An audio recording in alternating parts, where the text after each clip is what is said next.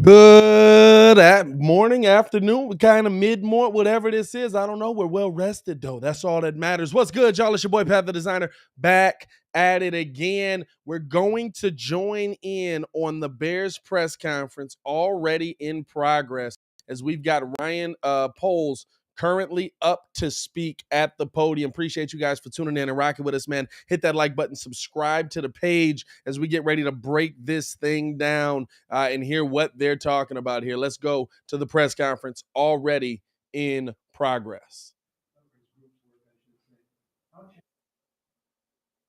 Challenging is that, and then do you, following this draft, then reevaluate and kind of rebuild that as part of it too?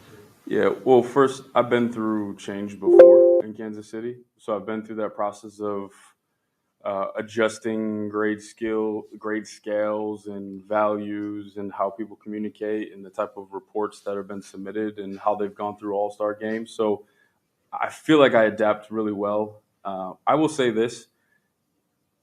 I was very happy with the group of scouts that we have right now. The meetings were incredible. And before we broke, I told them all how proud I was. Because as a new GM, you come in and you're like, all right, you're evaluating them, you're evaluating the evaluators. And at the end of it, the thing that stood out to me is there's a group of really, really good people that worked really hard this fall to gather the information. Now, my style was a little bit different. Our meeting structure was different where, as I said in the press conference, it was a culture of candor. It's open. We watch tape. We have order in the way that we watch the tape. But after that, everyone can speak their mind. And if I see something different than you, then I bring it up to the room and we work through it. And you can tell me where you saw it different and we'll go find it. So that group effort, I think, was refreshing to everyone.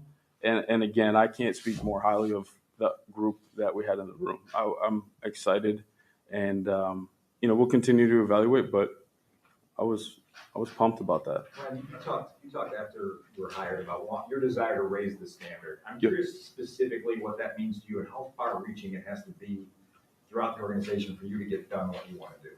Yeah. In terms of scouting or everything? I mean, you brought it up multiple times about raising a bar and setting a new standard. Yeah, it's doing things the right way, which oftentimes are hard. It's hard to do things the right way. I talked about putting the performance team together. We're going to take body fat and weight really, really, really serious, and it's going to be held to a certain standard because we know if we get guys to follow that, and once they see that, they're going to perform better. They're going to play better for us as a team, and they're going to be more successful as an individual. And eventually, we hope then you take your hands off, and the accountability becomes within the locker room. So I think that's big with the players. In terms of the scouting, it comes to character gathering, information gathering on the players that we're looking at. We need to know everything so that we're prepared when those players come into the building. We can make sure they're taught the right way, the nutrition is set up the right way. Our coaches are aware of how they learn best. So again, it just comes down to really setting in stone what we want and then following through on that.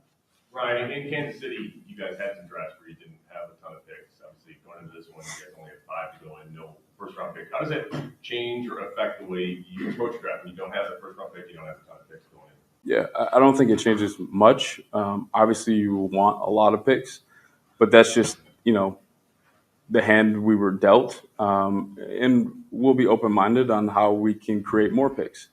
And we'll be smart about that. It just really changes the focus a little bit of maximizing, like I said, that second, third wave of free agency and making sure that we get the right type of players in. Because I don't want to get away from, you talk about a standard, I don't want to get away from bringing the right type of players in and really setting that culture and making sure the core is strong and guys are motivated, they're playing hard, but they're playing together. And I feel like we can start that and then bring in that talent, if it's 5 picks, 6 picks, whatever it might be, then I think we can start to build from there. In the press conference, you talked about putting like a stamp of Bears stamp. This is what I want in a Bears player. Yep. I'm assuming that you're going to be looking free agency the same way. How would you kind of characterize the trait, a couple of traits that you're looking for as a Bears player? Yeah, it's guys that are passionate about football. They're about the team. They want to win. They're motivated. They have a purpose. What's good, MD team? They're tough. They're physical. All of those things that we're looking for. You just joining us. We just, you're right. We've tagged listening the guys, to Ryan Poles at the a lot of them podium are right here now, Bears on new the GM. college draft board. But also that going back to just making sure we do a good job gathering information. You only have five picks, but those evaluations end up Hit that going like all button, over the subscribe league, to the but they page. come back to you in free agency. So if you've identified those with Bears fits, even years now, and then that shows up years from now, that sticks with you. And obviously through the seasons and watching football and talking and gathering information, you'll know if that Bears fit truly stayed with them all the way through. Right. When you have a young quarterback that you believe, especially in the rookie deal, how does that affect your approach heading into the offseason plan, the player acquisition period, when you have this opportunity with Justin right now on this contract? Yeah, I think it just gives you the ability to do more to help build the entire roster. The other thing is just always keeping in mind guys that can help him and how he can help them as well. But it's the support for that player. What does he play well with? What does the offense need for him to perform well? And also looking at historical information of what has helped second-year quarterbacks be successful as well. So all of that comes into play. Right. Somebody talked to you hadn't quite had the time to deep dive into what was already in Chicago, like on the roster. Yeah. I guess specifically with the offense. What did you see? I mean, were there areas where you were pleasantly surprised? Were you disappointed? Did you feel like there's more holes than you thought? What was your evaluation of all that? Yeah, I mean, bright spot was Mooney. And then just, as guys have come in to work out, we've had the opportunity just to introduce each other, and he stopped in, and I was like really blown away by the person. So that was a bright spot. Likes Darnell Mooney. That's a good sign. The running back situation's good. RB room there's good. Good offensive lineman as well. It's just continuing to tweak that, making sure we get everyone that's fit and in the right spots. So that was a pleasant surprise. That note of receivers with Allen Robinson, whether he gets a fresh start. When he says in the right spot, does that mean there could be some movement at that position? Are they going to move some linemen into original positions there? Yeah, I think it's communication. It's, establishing that, things are going to be a little bit different. And that's a tough one to answer specifically, but I think it's more of a fresh start for everyone. I think through our moves and the staff we put together, I think it shows that. Is it safe to presume he's not going to be back the second time? I'm not there right now, so we're just going to keep working through that. Ron, did you have any further evaluation of Justin Fields? Been able to watch a further evaluation of what you like about him on the field?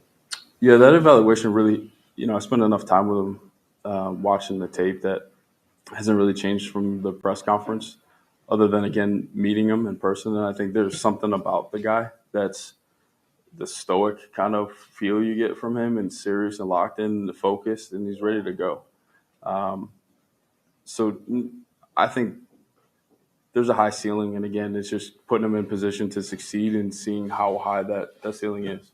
And our coaches are excited about him too, which is really cool. Could you look at things and say, this is where I can put him in a better position to succeed, as you mentioned a couple of times? Like, you see places where you're like, this is what we got to do. Yeah, and you can see it through different flashes of tape. I think there was a couple plays in like the San Francisco game, him moving out of the pocket and throwing with control and his bases set. So a lot of it's fundamental too. But then just allowing him to make those throws that he's really good at. Step on the Like I dime, mentioned before, it's just wherever he has struggled, it's just cleaning that area up, and we'll see if we can close the gap and get him to a place where, we can win a lot of football games. To follow up on that, you talked about supporting him with O-line help and adding talent to the skills position. I'm curious what your immediate goals are for those two things, and how you sort of set a realistic bar for the first cycle, right, of going through and replenishing that. Yeah, it's just finding players that fit our scheme that allow us to be balanced. I think that's important. And then, as I mentioned before, just the playmaker piece. Guys that can make plays. So I think a lot of the really good quarterbacks, especially the young ones, when things go crazy, who can they go to that they trust and that's dependable, that can make plays? So we're just trying to keep an eye on that as well. Going up to what you said about Darnell, what was it about your interaction with him that struck you?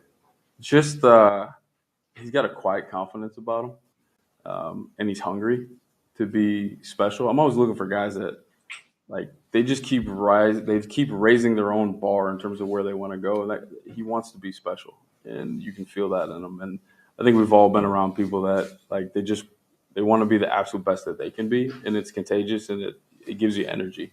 It gives you hope that well, really, and it shows me we got to keep getting guys like that and keep adding them to the roster, because if everyone has that mentality and they start pushing each other, then all of a sudden the team starts to raise the bar and the standard and then it's wins and it's the division and then it's going for championships. Did you Right. look at We got time for a couple more guys. Did you look at Mooney at all last year in the draft, like in your own evaluations? And I guess, why do you think he kind of did better than where he ended up? Right? Give you, I guess that was, It's hard to answer that. yeah. It's hard to answer that.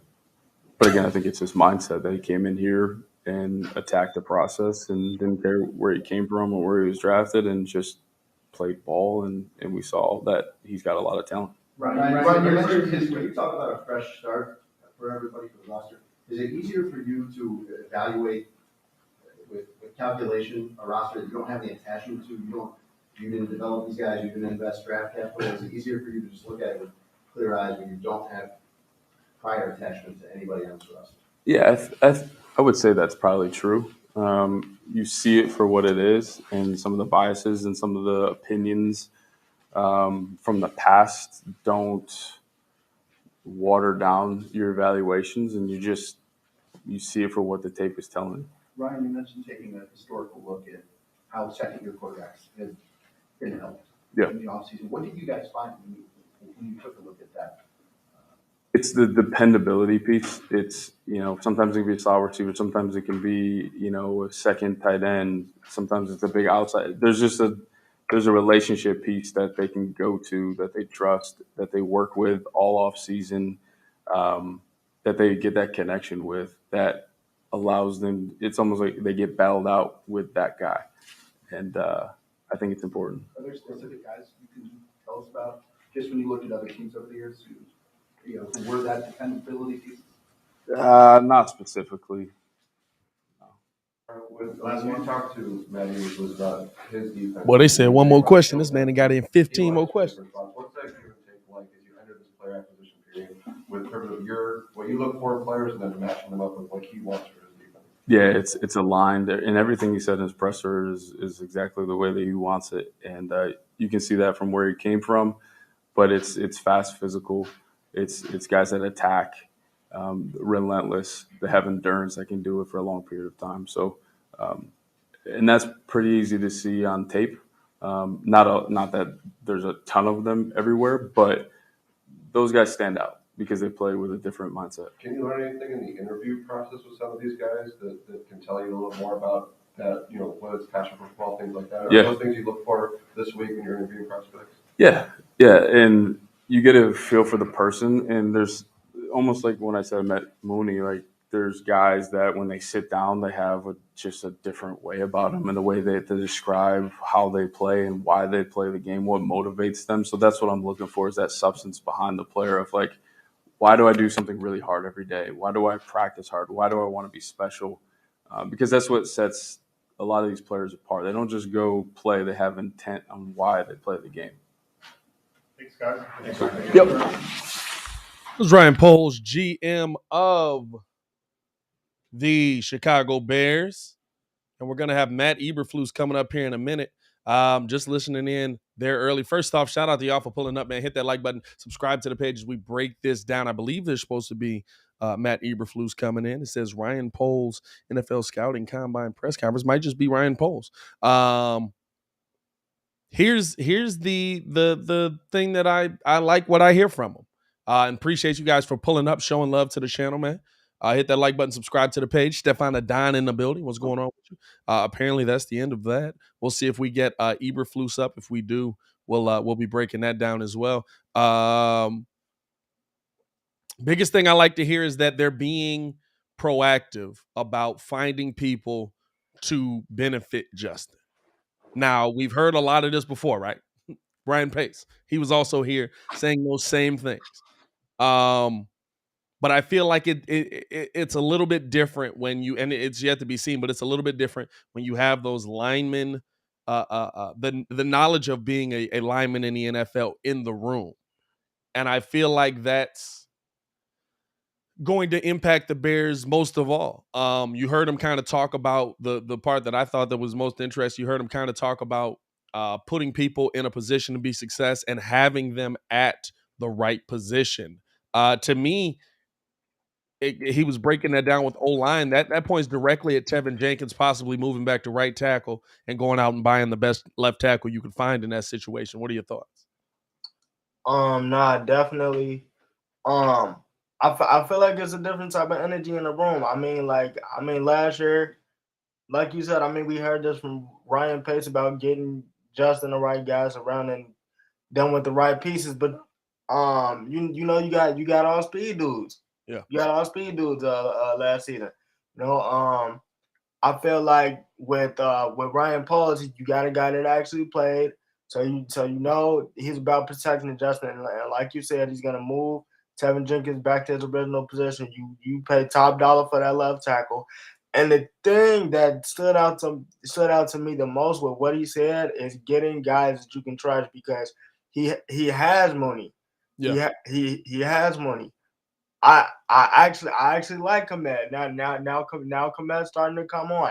Now, if you can possibly turn around, if you can possibly turn around, and in my opinion, yeah, try to possibly maybe get a Chris Godwin. Where do you go with the wide receiver room? Where do you go with the wide receiver room, right? Was Allen Robinson's decrease in production due to you kind of heard him talk about it in there as well, just kind of he looked at the tape, didn't really have a different opinion on him, but also he felt it was much about communication dealing with Matt Nagy and Ryan Pace. So do you feel like A-Rob is still a viable option for the Bears to get back in the room at wide receiver? Or do you try to go out there and get a Godwin, who's another guy who's coming off of the ACL injury? Do you try to go get, you know what I'm saying? Try and go get some of those other guys that fill the room up. Because right now, I mean, in the NFC North, the Bears probably have the weakest wide receiver room in the building. In the division. Yeah, okay, maybe not Detroit. I would say, yeah, Detroit. It's Detroit, the Bears. But the fact that you're only beating out Detroit is concerning. Yeah. To me, I mean, hey, if you want to bring, if you say it's all about communication and you want to bring A-Rod back, fine. I'm cool with that. But you know, instead of being my number one now, I would try to move him to my. You know, that's gonna be my third down guy. Cause now him and Justin got an off season. You get what I'm saying? Like now him and Justin can get reps. But that's gotta be the dude that I trust on third down. Now if you wanna, you know, re-sign like cause I think Grant is a cool option, not at wide out, but you know, if you want to re-sign some of the dudes you had, I mean, Goodwin's a nice choice. But the main thing he talked about is balance. Yeah. For Justin, because you know he wanted a solid run and pass. So it's like you also gotta look at that running back room, because when he talked balance, my immediate thought is I went to you know, I went to you look at Dallas with what they got. Yeah. Green Bay with their running back room. I mean, Eberflus just came from it. I mean, the coach, you had three backs, Jonathan Taylor, Hines, and I forget the third guy, Chad. If y'all figure it out, help me out. But I mean, like it's that running back combo. I don't see Monty getting the same amount of carries. But if you can balance that out, that's great for Justin. Yeah, I love that. It's interesting, right? Because it's like, of course, it's all based on Marlon Mack. Thank you, Marlon Mack. Appreciate it. Of course, it's all based on what the Bears can do, what you can do to protect Justin. But it's like you said, like it's not just about the protection; it's about the scheme that's on the field as well. Bears didn't have a good scheme. They didn't have a good balance of pass and run. They didn't have a good balance of attack offensively. And to me, that's the biggest problem that is going to have to be addressed immediately, right? So say you do get the blocking scheme, or say you do get the offensive lineman in the room that can absolutely build up Justin Fields to the point where, hey, he's protected, he's got time now, he's making better throws. Is the blocking scheme going to be right? Is the running scheme going to be right? Is the passing scheme going to be right? How easy is it going to be for these guys to understand? We heard Eberflus talk earlier at his press conference before about kind of how Justin was having to ingest way too much information before even going out onto the field, and then having to process all of that and try to put it in order. And so like that to me is one of those things where, okay, if that's the case, then how do we take Justin from where he is now and essentially, you hate to say spoon feed him, but essentially spoon feed him the information that he needs Well, just for yeah, him because to get up and running. you gotta know everything. You gotta Yeah. know everything basically. So I think I'm like you said that comes up now with that comes half from O line and half on him because some of the great O linemen like Quentin Nelson, he'll be able to, hey, all right, like I'm gonna tell you to play, hey, all right, I need you here, hey, do this when I do this, and so on and so forth. And then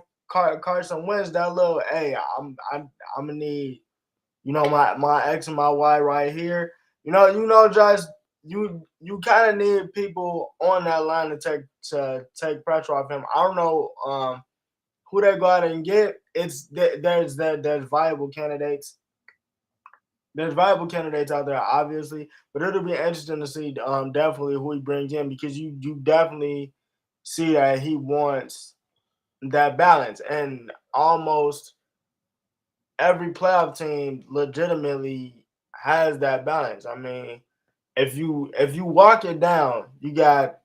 I mean, even though they really don't use it like that, Tennessee has a nice balance. Yeah. We talked about Arizona. Arizona has a great balance. Dallas has a great balance. Green Bay. So it's just like you can see he's definitely trying to get those guys in the room. It'll be interesting to see who he goes out and get. I think because there's a lot of people that feel like the Bears are the worst team in this division outside of Chicago. There's a lot of people that feel like Detroit had Jared Goff and that was their biggest problem, and they'll be moving in the right direction. One, if they can find a quarterback, but even next year, just being in the room with having the right guys, having the right mix in there, that they are a better team in a better position to be successful than the Bears are right now. Absolutely. The Bears, I want to say no because it's Detroit and Detroit's trash at everything, so I'm pretty sure they're going to stay consistent with that. I mean, it's basically a township at this point. It's not even a city. And it's not the good township either. I mean, it's like you look at the it's like unincorporated. It's unincorporated Michigan. No,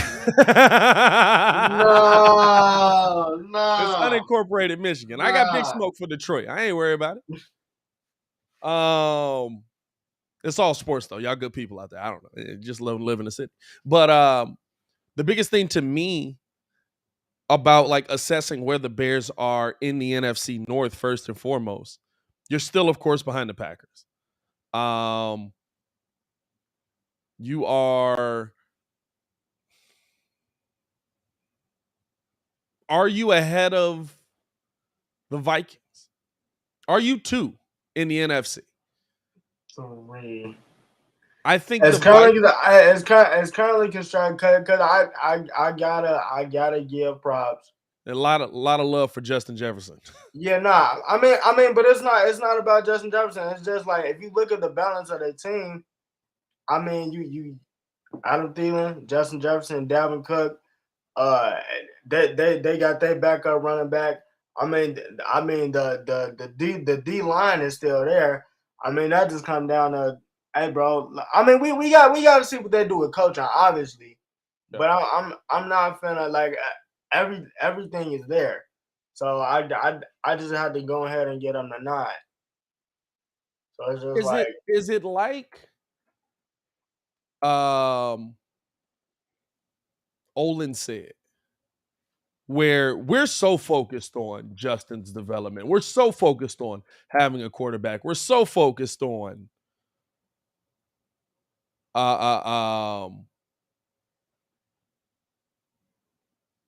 we're so focused on Justin becoming what we hope he can. That sometimes we don't pay attention to the things that make the quarterback successful. Is it like Olin said, where the thing that, because to me, like the biggest thing for the Bears to improve is where do they rank offensive line wise in the NFC North? Oh yeah. And to me, that's what puts you back, because I think the Bears have of course there's Delvin Cook out up in Minnesota, but I think Ngakwe, that's their backup as well, but he's also, is he nice? I think if you're looking at where the Bears rank, you know what I'm saying? To me, that's where you have to look at. Because where they rank at quarterback, yes, it matters, of course. And right now, you have to say they're third. I put Justin above Jared Goff. I don't care. You have to say they're third.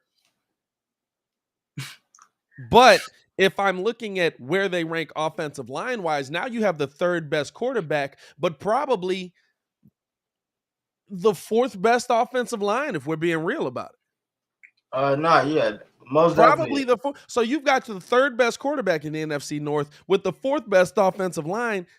That's where you start asking the question of, hey, where does this Bears team rank in the NFC North alone? Where does this Bears team rank when you're looking at, okay, how are they going to finish in the division? Because to me, Kirk Cousins, the Vikings have a better O-line. Packers absolutely have a better O-line, even though it's aging. You know what I'm saying? But did you know Bakhtiari is still 29? That's wild. That's wild. I feel like he's just been there forever. Feels like he's been there forever for sure. Oh yeah, Steve-O, always over Goff. Come on now.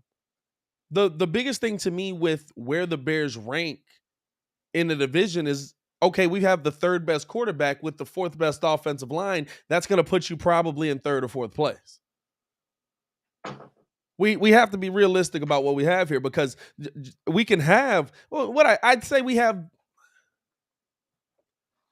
Now, here's the thing, right? Here's the thing. Packers wide receiver room, is it number one just because they have Devontae Adams? Because other than that, no, the Minnesota has the best wide receiver. Minnesota's probably got the best wide receiver room, right? Minnesota got the best wide receiver room. Are the Bears too?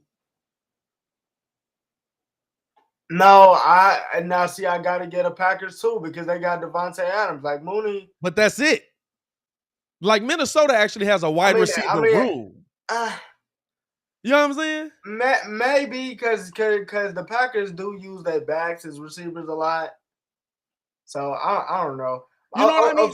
Okay, a better question for you though. Let's do it. You in the chat, because he talked about limiting Justin's intake of plays and everything like that. Yeah. Do you go the Cleveland Browns route with Baker Mayfield? Where it's not yes. Where it's not, because basically dumbing everything down. Well, yeah, but the only thing about it is I put Justin over Baker because, one, I know that he's not gonna make a bad decision with the football, right? Like at minimum, at minimum. Okay, well, yeah. But I'm saying, if you actually get those guys in the room, because Cleveland absolutely had weapons that they was not using. Hit Odell Beckham Jr. Yeah. But you know, maybe you go that route. Talent-wise, I would say Justin has more talent than Baker does, but it's about how you use that talent and put it on paper. Baker has had a season where we were talking about Baker as an MVP candidate for a little bit of time. Oh yeah. 30 and 8. So I can't say that Justin Fields is better than Baker Mayfield. But and the Baker we saw last year, everybody, oh my God, I can't believe Baker coming off of shoulder surgery. Kind of an important piece to being a quarterback.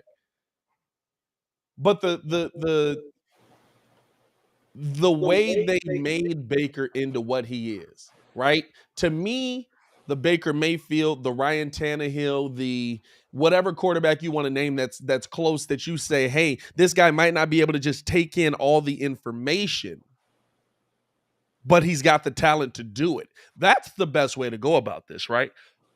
And as much as we all kill Matt Nagy didn't want Justin Fields out there for that reason, because he knew the offense was complicated. The part that I wonder about is how long is it going to take him to ingest all this new information, because he's essentially starting at square one. Oh yeah, when you get a new OC, that's like the first day of school, bro. Yeah. He's essentially starting at square one. So how long is it going to take him to adjust? That's why, to me, you kind of spoon feed the information to him. Not to say he's not intelligent, not to say he can't process more of the information quicker. But what you want to see from Justin Fields is, hey, get this guy in a position where he can put your team in a position to win games, while not having to figure out, okay, I got to do this while reading this scheme and figuring out this on a crossing route underneath. Because here's the thing, it's not about being able to do that 10 years down the road. It's about being able to do that next season. And Pat Mahomes couldn't do it, and he's probably next up. Hey, bro.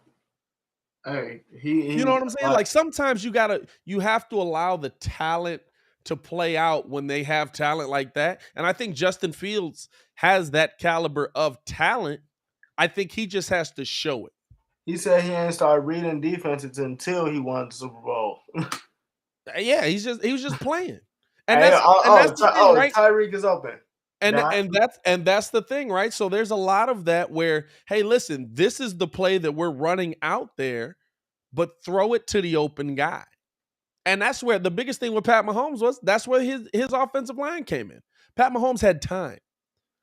If you give him time to survey what's happening, then you give him time for his instincts to actually have the ability to take over, and him to be able to use those instincts to put you in a good position. That's the part, to me, where the Bears failed, right? Justin's instincts took over sometimes. That play, what was that? Was that versus San Fran? Where he goes right, play's not there. It's a run to the right, play's not there, cuts back left, little spin move, gets into the end zone, tutty. That's instinct. That's not Justin Fields. Oh, this is the amazing breakdown of Justin Fields on this play, and he assessed this. The play broke down, and he had enough time for his instinct and his reaction to take over to say, hey, I'm going to get the heck up out of here, and I'm going to run for this tutty. That's instinct.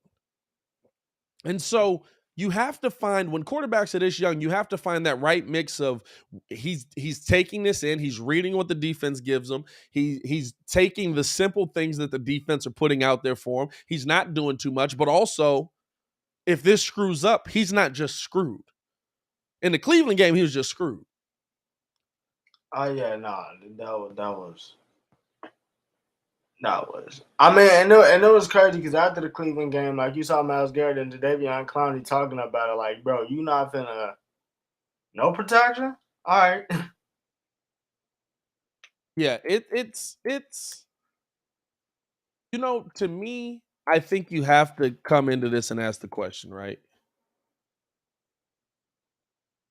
When you look at this team, what really is the Bears' biggest need? And at first, I was all 100% offensive line, got to get that offensive line, got to get that. But after seeing, and I still think offensive line is madly important. It probably is the most important. But after seeing what Joe Burrow was able to do, it changed the whole tone. No. I still think you built that team. I still think you built that team poorly because Joe Burrow died in the playoffs. Good Lord, what's going on back there? But Hold on. I still, dog. Somebody check on my boy. I still think Joe Burrow died in the playoffs, but if we're being real, is a dynamic weapon for Justin Fields more important? Is a dynamic weapon for Justin Fields more important? Is that player that can come out and dominate the opposition more important than having the guy who gives Justin that half second more? And the reason I say that, and listen, I still believe it's offensive line. I still believe it's offensive line, right? But having that safety blanket, like Matt Eberflus talked to, or not Matt Eberflus, like Ryan Post talked about, having that guy that Justin can consistently go to, having that guy that when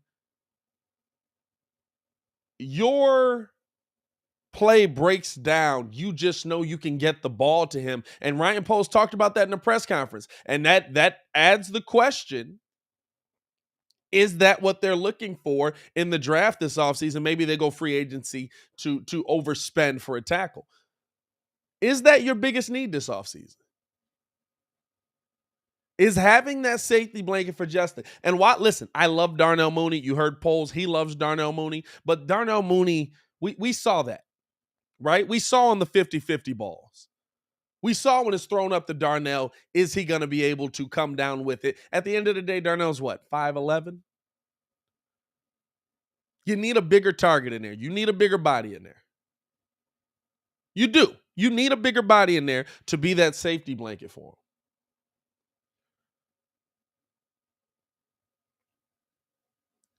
So in the chat, what do y'all believe is the Bears' biggest need this offseason? Because to me, right, I was 100. I'm still like 96% offensive line. Because I feel like if you're that level of quarterback and you're protected, you have the ability to make the players in your room better. So if it's a Marquise Goodwin, if it's a Jakeem Grant, if it's a Darnell Mooney, if Justin Fields is protected, he'll have the ability to make those players better.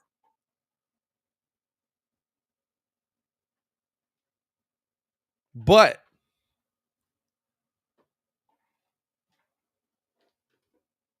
when the play breaks down, if those players aren't better, does that ability get taken away? When the play breaks down, if those players aren't the top wide receivers on your team, they're not Devontae Adams, they're not Justin Jefferson, they're not players of that ilk. If they're not that, if they are the Marquise Goodwins, and we saw that last year, right? We saw that with the Bears last year. Ringo, you good, my boy? We need to put some money on the books. We good. We need to put some money on the books. What's going on, man? Y'all don't know Ringo's doing this from a cell right now. But this man get 3 square meals a day. By myself. All day. On the pillow. You ready to go night-night? If the skill level isn't there and the play breaks down, where do you go? You know what I'm saying? Like that's kind of where the question mark for me. Like the video if y'all in here, man. 50 in here, 23 likes. Hit that like button. Like that video. That's the question mark for me. That's the part in my mind where I'm like, yeah, Joe Burrow's offensive line was bad. But when it broke down, he was a good enough quarterback to make a play. And it's because his wide receiver room was always open. T. Higgins, Jamar Chase. Jamar Chase. Tyler Boyd. How'd that trade work out for you? Tyler Boyd. Fleeced. Biggest fleece in the offseason. Big fleece. Big fleece. Big fleece. That's where the Big question fleece. marks come into me. So for me, I think money will be spent. Money will be spent this offseason. My top priority is because you say offensive line. I don't really think they need to really retool the offensive line like that. They have to get a left tackle. You put Jenkins back as regular position. And then after that you go from there. Cause I mean it's a solid offensive line outside of you gotta remember last year y'all had a 40-year-old that was, fishing. Coming out, like, come on now, let's be real. I like Mike Williams, but 9 times out of 10, the Chargers are gonna re-sign him because the Chargers have a great wide receiver room. Him, Yeah. Keenan Allen. So they're definitely gonna re-sign him. I really don't know who you go out and get. I just know that Paul's talked about him having that security blanket kind of. I think that Komet is coming on, but I would prefer them to go out and get a Chris Godwin, but that's just my opinion. Is it better to go get a Chris Godwin than because I mean listen, I get you can get him at a discount, but how many guys can you just say, hey, they just coming back off these ACLs perfect? You know what I'm saying? I get that you're getting them on a discount, but how many guys can you say, yeah, he's good off of the ACL? He's fine. He'll be back fine. I mean, and when is he supposed to even be back? He wouldn't be back until mid-season. Like week 6? No, Chris Godwin got hurt almost close to the end of the year. He got hurt. He got hurt around the time when all the stuff with AB was going on, didn't he? Nah. Because it was like right before that. I think it was like 2 weeks before. You right. So I mean, he's not slated. I don't know why my voice cracked right there. Y'all heard me go through puberty right there. That was wild. He's not slated probably to be back till what, mid-season? Yeah, but and that's high. So you're talking about making probably a big signing. 17 weeks. You're talking about what? Probably week 9. You're talking about a big signing for a guy that Justin's not going to be able to use most of the year. Bro, that's still one of the top 3rd down targets, bro. I'm just saying. I mean that's great. I love it. You absolutely right. I'm not finna come out and be like, yo, pay top dollar for bro. But it got to be something that you got to work out now. I mean, he has to know he's gonna be missing a few M's. He's got to know he's gonna be missing a few M's. Oh, he knows he's gonna be missing money. I don't think that's the problem there. I think the problem comes in where, is it going to be an overpay? You know what I'm saying? Like you were going through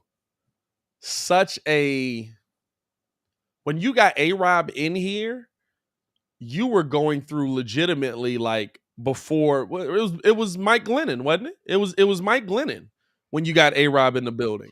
And then you end up going to Mitch. And A-Rob ends up coming back kind of midway through that season. To me, you're in a different position now.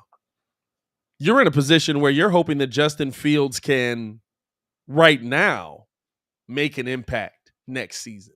Right now, make an impact to this Bears offense. Right now, get the job done for you. You're not looking for midway through the season. And I think that's the hard part about it, right? Because it's like, hey, if he's going to be successful now, is re-signing Allen Robinson your best option? I mean, the Wait, guys. can you hear me? Yeah, I hear you. Oh, okay. So now I'm just looking at it. I'm looking at it now. Wide receiver target. I mean, not targets, but free agents this year. It's not looking too good. I mean, Devontae Adams is probably going. They probably going to franchise tag him. Chris Godwin is coming out of injury. I mean, A-Rob would be the logical choice. Possibly, maybe a Juju. I mean, you got AJ Green, Emmanuel Sanders, T.Y., but T.Y. is always banged up.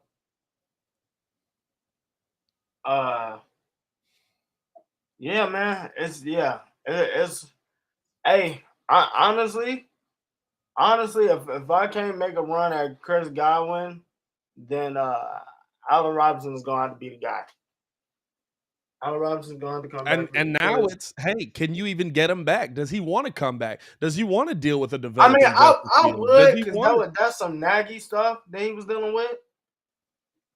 Like, so if you can promise him communication and the line is open for him to just talk to y'all about what he's feeling and what he's expecting, and then he does get that report with Justin, I will absolutely resign him. But Mike Williams is absolutely not coming to the trial. I don't see that happen. Fam, I feel you, but you almost feel like they would have got a deal done already if he was. Oh no, yeah. Now that I agree with. He's, you know what I'm saying? Like, you almost feel like if Mike Williams was a guarantee to go back to the Chargers, that deal would have been a done deal already. And it hasn't been. I mean, I don't see them letting Justin Herbert's one of Justin Herbert's top targets work out. Well, I don't see it.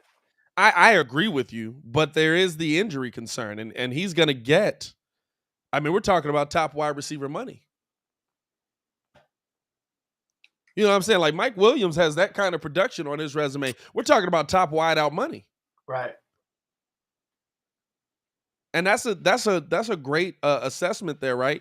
Is Chicago the best situation for Allen Robinson?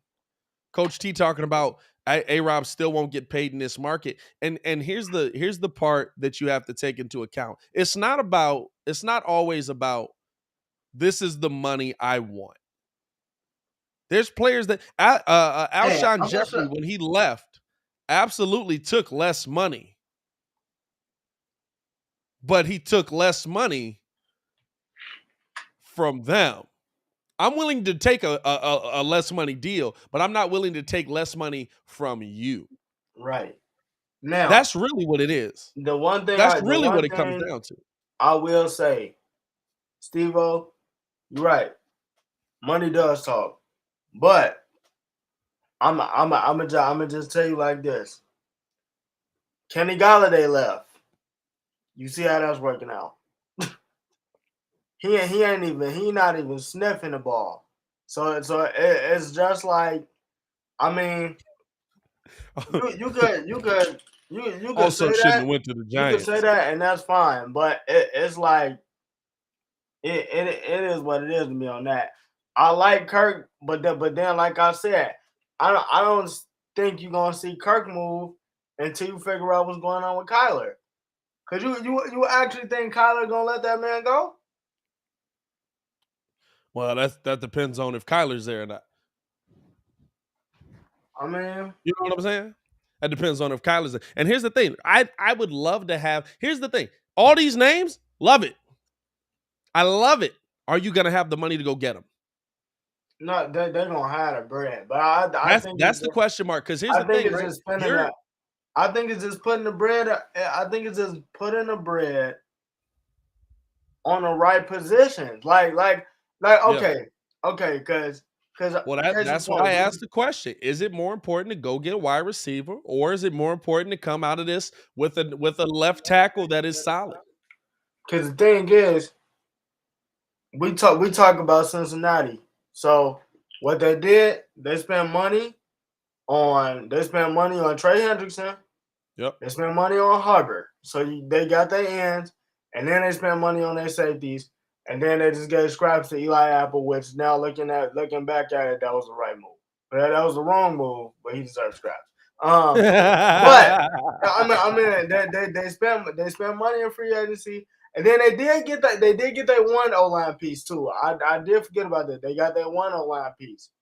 Yeah, he was still getting that. They still got to build it, but they came out with the right pieces enough to get them to the Super Bowl. So it's just put the money at the right positions. If you spend the money at the right positions, you're gonna get it done.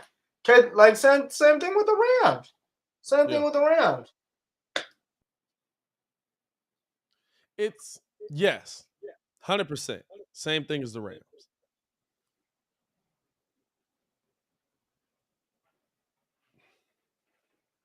It's hard, right? Because the fear is that with Joe Burrow, if he does get hurt, you know why. Like, there's going to be no surprise. It's not going to be like, man, Joe's body just couldn't hold up. It's going to be, man, he got sacked 9 times to a team that didn't have a great defensive line. Yeah, that D-line was like, wait, hey, remember when we was watching the game, that was like, how are the Rams not touching this man? Like, but you saw, but case in point, again, back to Justin. You saw when Joe Burrow had time. Yeah. He made the plays. Like when he got time. Yes. But I've also seen Joe Burrow without it. And here's the thing, very different rooms there. Is Justin Fields anywhere near Joe Burrow based on 1 year? I have to say no, because Joe Burrow in his rookie year was slinging that thing as well. Bro, that man has 3 playoff. Yeah, you know what I'm saying? Playoff already. So I can't say, oh yeah, Joe Burrow and Justin Fields are on par here. No, but I was just giving an example. No, I'm with you. Oh yeah. But I'm looking at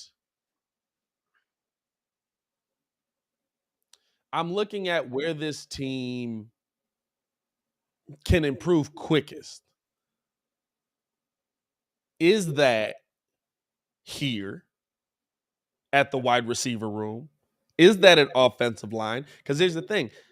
Maybe we can go out and buy the best left tackle on the market, but you still got to get that guy in the room. He's got to want to be here. You don't know if you have that kind of relationship in the building already. Okay, let me check. Because what we talk about, Orlando Brown probably? Orlando Brown's probably best tackle on the market right now, right? Probably, yeah, but the Chiefs can't pay. That was the thing. Exactly. So Orlando Brown's probably your best target on the market right now. Brian, let me check. He says buy a center. I'm okay with. Now listen, Whitehair was not good last year, but I know he's competent at the position. I know he at least understands what's going on at that position. Nobody on that offensive line was good last year, but I know that at a minimum. No, actually, it's a couple of dudes that's unrestricted. Hold on, I'm looking at it right now. All right, so you got Brandon Sheriff, which he had a great year last year. Nate Soldier, absolutely not. I'm just, he's on the Giants. Come on now. Cam Robinson, Andrew Norrell. I like Armstead. Ryan Jensen. Ryan Jensen is available. Like the Bucks. If anything, I'm looking at the Bucks to see like who they let go. Ryan Jensen, Trenton Brown, Riley Reef, Chris Hubbard, and Ben Jones. Oh, and Eric Fisher. But yeah, I would say like it's 3 dudes. Oh, and Matt Prattis. But yeah, those are the 3 dudes that I would get: Brandon Sheriff, Matt Prattis, and Riley Reef in the building. But other than that, yeah, no, it's I like Orlando Brown at tackle if you can get it. Yeah, I got you. It's about here. The biggest thing is, can you get them in the room, and how far off is your offensive line? Where does this new regime come in and trust them? Does this regime come in and trust Tevin Jenkins at left tackle? If Tevin Jenkins is legitimately your left tackle of the future, they're in there, right? But you didn't hear Ryan Poles talk about that. You heard Ryan Poles say, hey, we want to get people in the right position to be successful. We want to get people in the room that are going to be put in positions to succeed consistently. And that might mean moving some pieces around. I would assume that means, hey, we're going to shift some of these guys on this offensive line to put them in a position to be successful. That might mean moving Borum in, moving Borum to right guard, moving Jenkins to right tackle, and buying the guy of the future.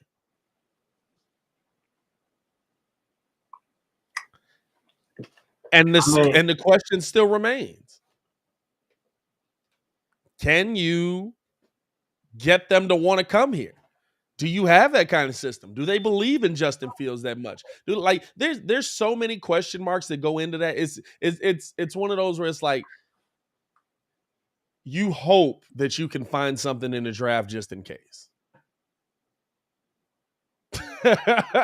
I'm looking at it though. All day we got a super chat. Shout out to Vibing with the Dogs. He said left tackle Brown tied with Poles, Allen from Chicago, and draft a wide receiver like David Bell in the draft. They're all viable options. Draft wise, I like both of those names. Starting my college draft breakdown. No clue who any of these dudes are. This dude had 5,000 yards in a single season. That's crazy. I will be looking at these dudes later, though. Oh yeah. Definitely looking at these dudes later. And I think that the left tackle position is your biggest question mark. He is tied with Poles, but still. I mean, just because he tied to him don't mean nothing. That don't mean a thing. Doesn't mean a thing, honestly. Here's the one part that's exciting, right? And you're gonna overpay. Is it worth it to overpay for an Orlando Brown? Because you know he wants to play tackle. And he might not have that ability everywhere. So does that cut down on the pool for him a little bit? Well, I mean, I don't think that cuts down on the pool for him. I mean, because if anything, I'm looking at what he did with Lamar more than what he did with Kansas City, with Mahomes, because when he was with Lamar, that was his natural position. Yeah. So I'm going more so on that. I know that he wants to play that. So I mean, if he comes in and he wants to do that, then absolutely. But I'm gonna have to move Tevin Jenkins around there. And I'm fine with that.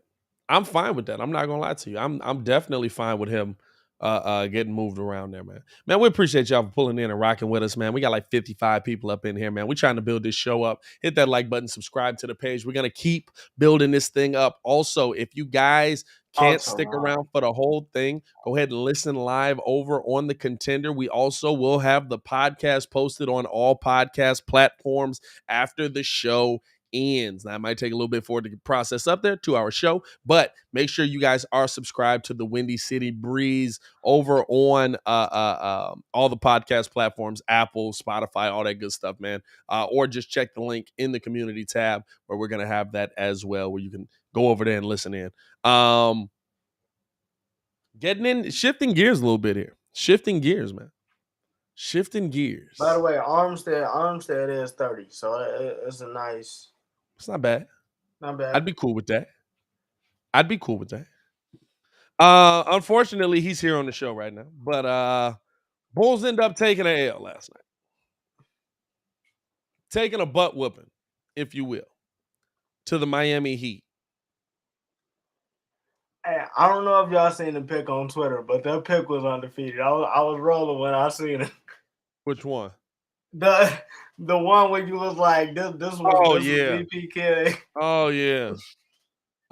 That was definitely us last night. Unfortunately, you have to ask this question, but I feel like Bulls fans are overreacting to the moment a little bit as well. Are the Chicago Bulls frauds as contenders in the Eastern Conference? Are the Chicago Bulls frauds as contenders in the Eastern Conference? Ringo, you kind of got like the inside outside perspective on this kind of. So to me, I look at it like, and one aspect of it, and I said this on yesterday's show as well. Mugs are getting up to play the Bulls because they say, "Oh yeah, the Bulls is back. The Bulls is back." I mean, KD gave y'all the endorsement. Chicago Bulls basketball is back, but he also said these Mugs can't see us in the playoffs. The reason why I say that is because now I feel like Mudge is coming in with the mindset, especially in the second half of the season, that, all you got to do is hit these Mugs in the mouth like one good time. I like these Mugs know, and it's not just us talking about it. These Mugs know that they got Alex Caruso out, Pete Wheeler's out, Lonzo not out there. But they like, all you got to do is smack these Mugs in the mouth one time. And we good for the rest of the game. We straight. Like they don't play with a high enough intensity. For me to say that they're legit contenders right now, because Muggs is looking at it right now like, hey, the number one seed, like they up there, because the number one seed is up there. They're having a nice season, but if it gets to the playoffs, they could be out, and that's just how Muggs looking at it right now. There's not enough high intensity, and everything that everybody keeps saying is, oh well, we just need 3 pieces back. No, we're talking about right now, because the team that actually been there know that right now at this time, especially after All-Star break, you cannot be relying on that. And y'all are still relying on that right now, which is causing y'all to get behind the 8 ball. So in my opinion, these Mugs are kind of fraudulent right now because they're not matching the intensity of the other team. So here's what I'll say. When I look at this Bulls team and whether they're fraudulent or not, are they guarantees to be in the NBA Finals? No. They're not a guarantee to be into the NBA Finals. Are they a guarantee to win a round in the playoffs? Yes. When you get to that second round, can you beat those teams you're going to be looking at? And here's the thing about the Bulls, right? We might say, oh, that team's fraudulent because they can't beat Miami. They've lost all their games to Philly. We lost the one game we played to Milwaukee. We lost 1 to Cleveland or 2 to Cleveland? One to Cleveland. 1 to Cleveland. We beat Cleveland once. I'm looking at the teams that will be playing. We're looking at Toronto. We're talking about, I think it's going to be Charlotte in the 8th seed by the end of this, maybe. Because I think Brooklyn ends up moving up. Brooklyn right now is 4 games back from the 5 spot. I think they cover that ground. But the Bulls can beat Toronto in a 7. The Bulls can beat Boston in a 7. And those are the teams that are in your way to get to the Eastern Conference Finals. Milwaukee might be a tough one depending on where they fall or if they go up. Cleveland will be a tough series depending on where they fall or where they go up. But to me, to call this team fraudulent just wipes out everything they've done this season. To say that they're not contenders to get to a ECF wipes out everything they've done this season because we can't beat the top teams in the East. Or the top team in the East, really. Your top teams in the West. And really all I'm worried about here is the East. If I'm looking at how they're going to adjust game by game, series by series,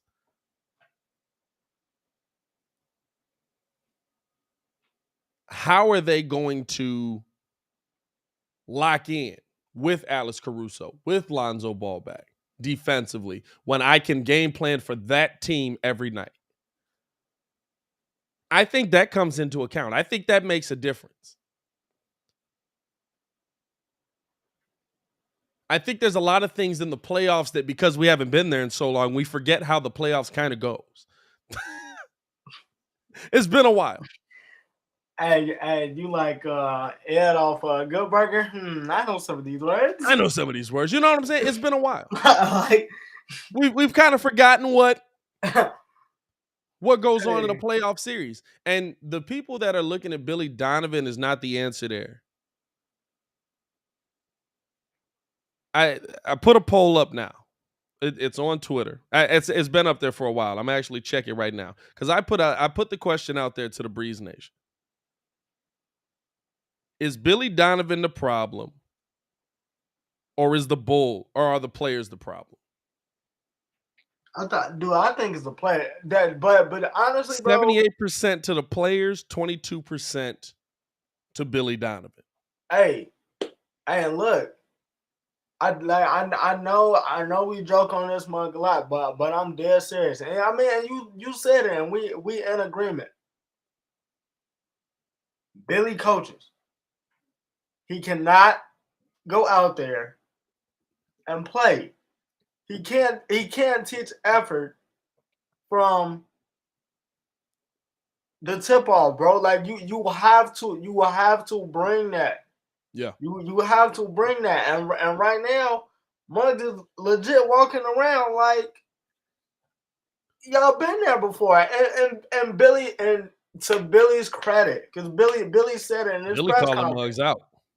Muggs is not battle tested like that. So why y'all walking around like y'all got it?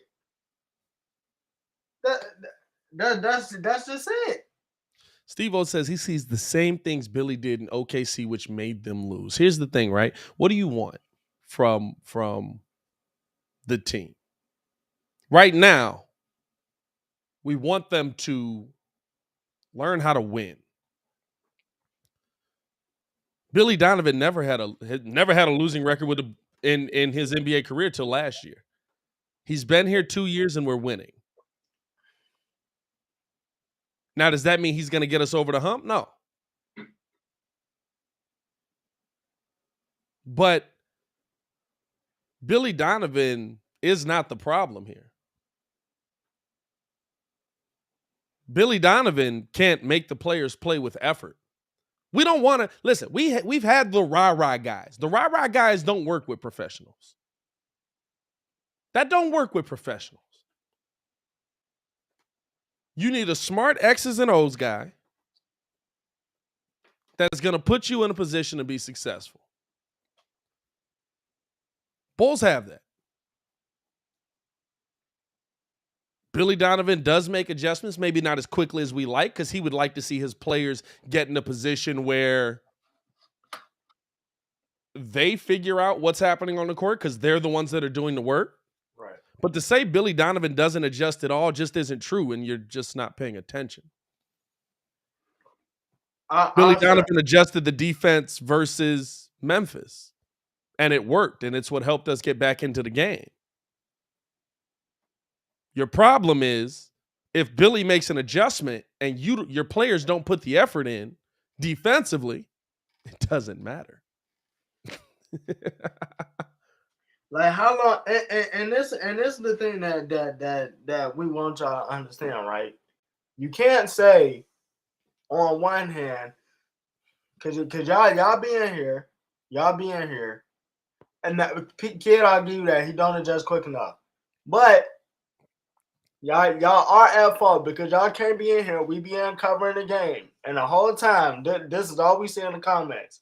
Oh, we gotta get the boards. We gotta get the boards. We gotta do this. We gotta do this. We gotta do this. But then y'all turn around every time we lose. Y'all say, oh, well, it's on Vooch or Billy. It don't work like that. Like rebounding comes down to effort. That comes down to want to. Like Yep.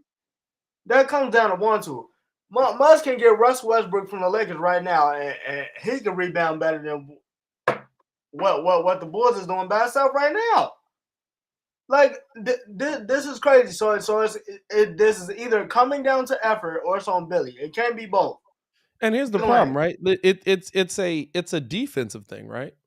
Kid says not making adjustments quick enough. Now he doesn't make adjustments quick enough. The only adjustment I saw him make last night was putting the IO on Tyler. That was it.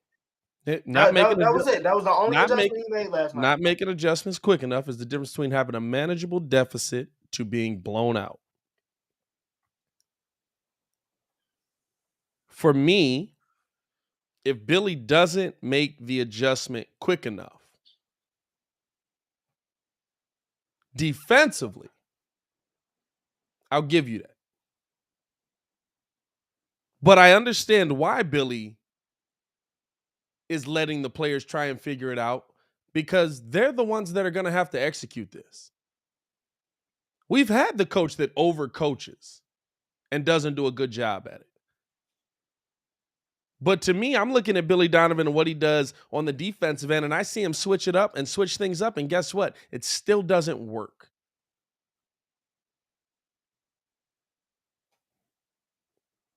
He makes adjustments. He might not make them as quick as you would like, but he makes adjustments. And you know what the adjustment is? Something that still doesn't work because the players aren't executing it. Billy Donovan can't be out there playing for him, can't be out there running for him, can't be out there closing out defensively for him. He doesn't have that ability. He can't make the switch. He can't have somebody that's going to have, hey, listen, when Vooch plays up, you got to box out on the back end. He can't tell DeMar DeRozan, who's been in the NBA for 13 years, you probably should box out. And there's been a whole season thing. This isn't new. There's been a whole season thing. I mean, and it's crazy because you got points. You have absolutely valid points, and that's what we've been saying all season. And Kid absolutely has valid points. I mean, you made the video about why he doesn't. No, he adjusts mad slow. He adjusts mad slow. He adjusts mad slow. The reason why I feel like they lost to the Grizzlies is because he took Tristan Thompson out. Like it's. I mean, it's like I said last night. I feel like the two things. Now three. The three things that's gonna kill him is no effort. Billy, when it gets to the playoffs, because this is all well fine and dandy. Fine. Bulls got 2 seed, great.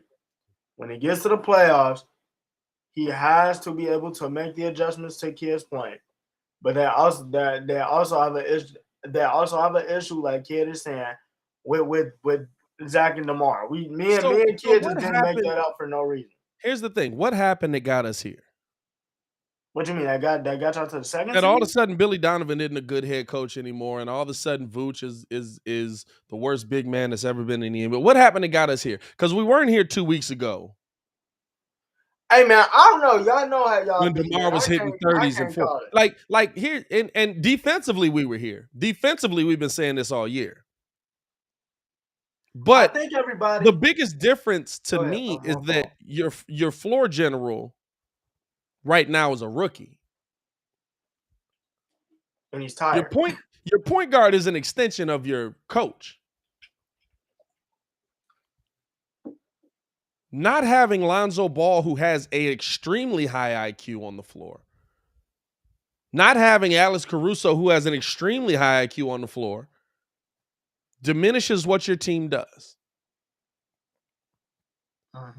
I don't think Billy Donovan's a poor head coach. I think there's just some things in the building that, especially when the playoffs get here, are going to adjust.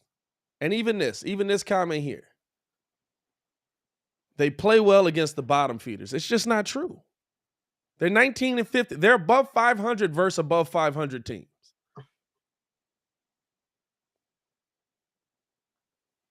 They're right behind the Miami Heat. Miami has won one more game versus above 500 teams.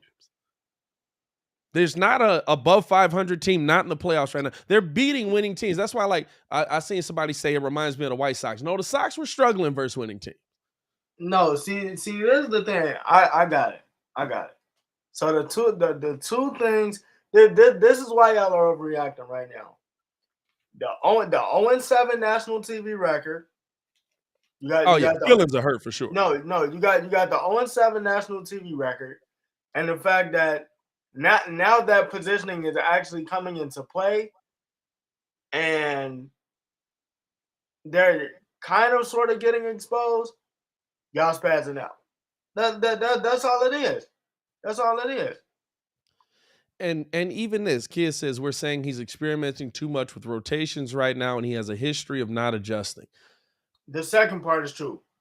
I agree with you. He has a history of not adjusting, but he has to figure out what a rotation is right now.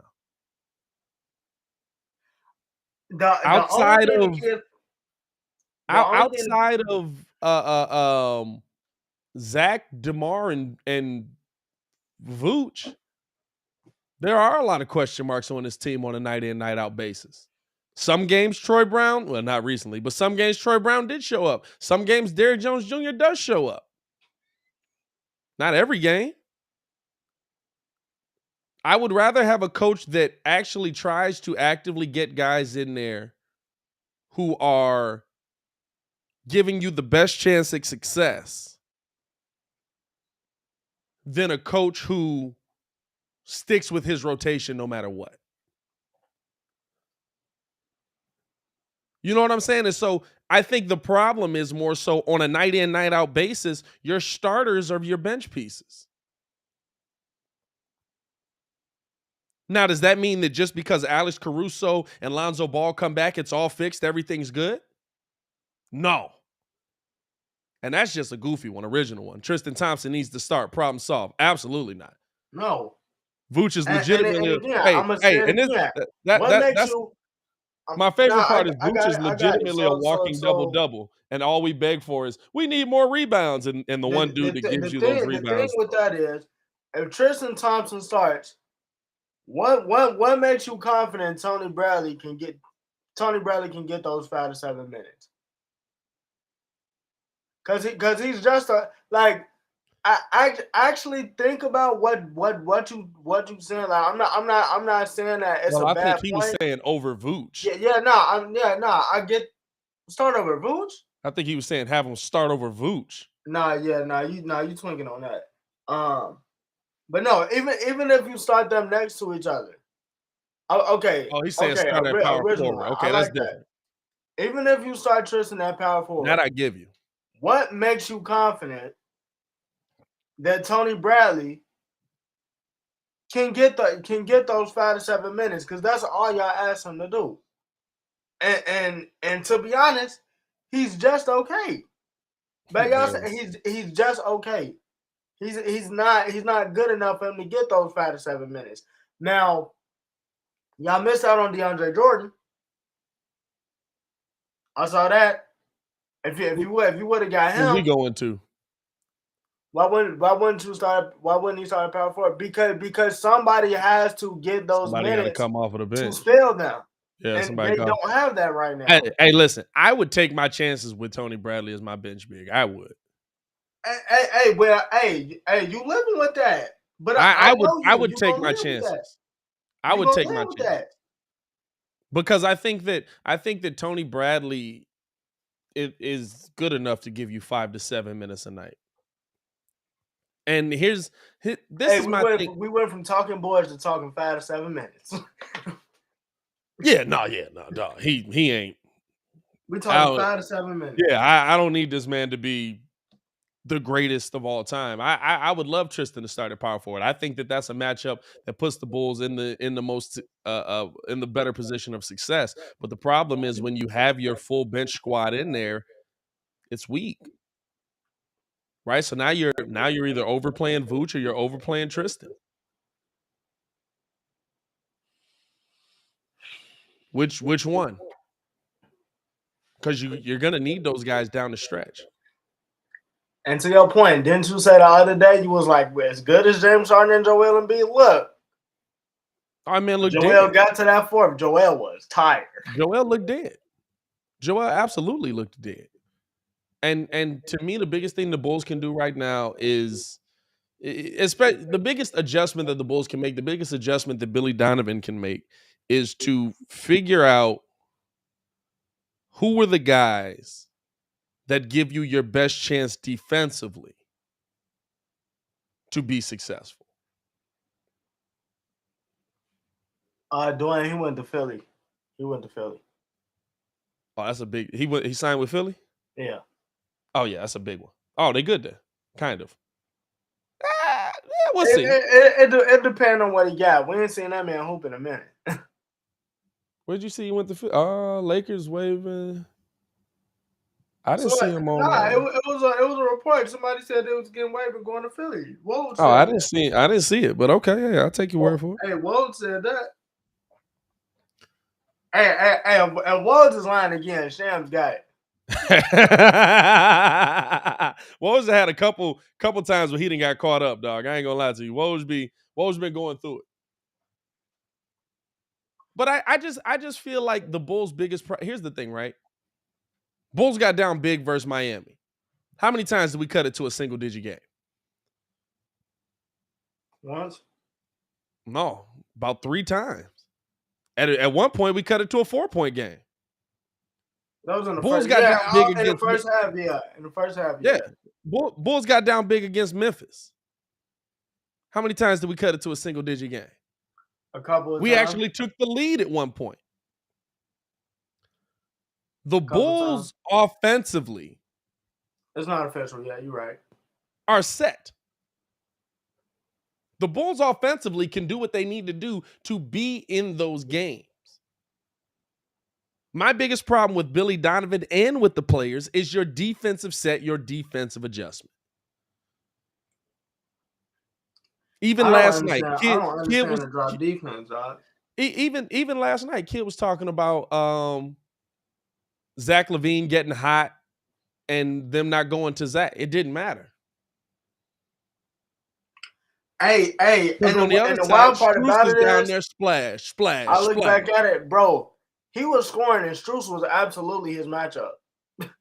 He was like 3. Strus was like, hey, 3. Hold up, we doing that? 3. And that's going to be the problem. And listen, based on what we've seen, and let's be real, we could just be upset right now because the team defensively doesn't have the piece that gets it going defensively. We saw in that Milwaukee game that when Alex Caruso comes back, even when the Bulls are shorthanded, they're a better defensive team. Maybe that is all it takes. I just But is that something you can rely on to be there consistently for you in the playoffs? It's just about that energy, bro.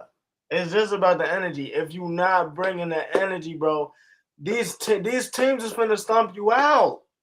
That's the point. It don't matter if it's like you could say we could say Lonzo, Caruso, P. Will all day, and that's fine. Yeah. But it's like, bro, when they get down to it, when they get to the playoffs, these mugs is not playing because they gotta put their shoes on, they gotta put their gear on, just like you put your gear on. So it's just like, hey, if you want to come up and stink it up, that's fine. But that's the reason I said it, because listen, when he does come back, they look top 5 again. We saw it for the couple games he did come back before Grayson Allen decided to be a hoe. Right. That Bulls defense versus hey, no filter. He a hoe. No filter. Yeah. No, he's a hoe. What, the FCC gonna come take me down? Whatever. Then the FCC won't FC me.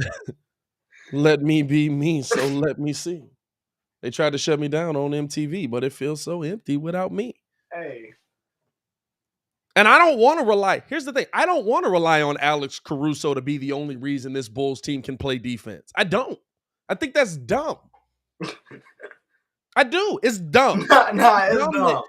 But here's the thing, right? I'm also going to keep the same perspective of, hey, if Billy Donovan coached a top 5 defense when these guys were in there, I don't think in the 40 games we got here, all of a sudden he doesn't know how to coach defense.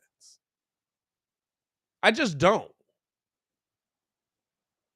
Because what was it? We were top 5 all the way till well after the COVID. January.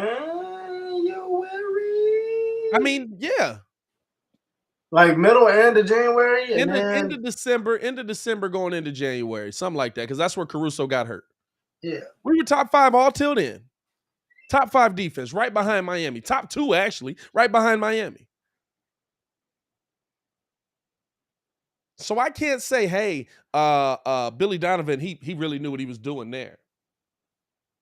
But in these last few games, he hasn't been able to coach a defense. Since Alex Caruso's gone out, they can, like, there's an effort part that has to come in from the players that Billy Donovan can't give them.